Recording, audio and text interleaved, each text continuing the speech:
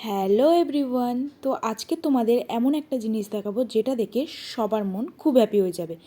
আমার মনে হয়েছে, কথা দিচ্ছি তোমাদেরও হবে। দেখো, ফুলের বাগান। প্রথমে এই গাঁদা ফুলের গাছগুলো দেখাচ্ছি, হয়তো ভাবছো গাঁদা ফুল। এবার তোমরা দেখো আসল যে গাছগুলো।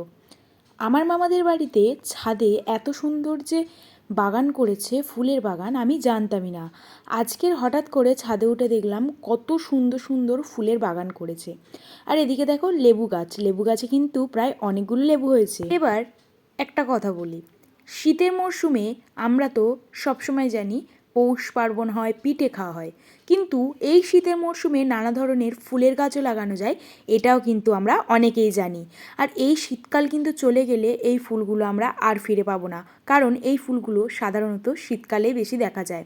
আর সত্যি বলতে ফুল এমন একটা জিনিস না, মানুষের মন এক ঝটকায় ভালো করে দিতে পারে।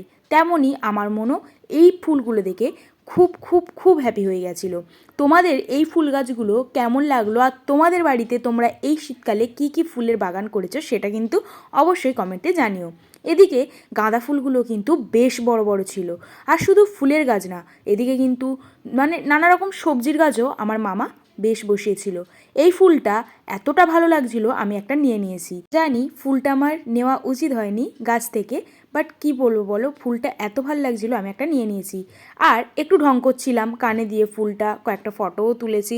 আর সত্যি বলতে ফুলটা থেকে এত সুন্দর একটা গন্ধ বার হচ্ছিল, তোমাদেরকে কি বলবো। আমার মামার এই ফুলের ছোট্ট বাগানটা তোমাদের কেমন লাগলো অবশ্যই কিন্তু কমেন্ট করে জানাতে একদমই ভুলো না। আর ভালো লাগলে অবশ্যই করে লাইক করে চ্যানেলটাকে সাবস্ক্রাইব করে দিও।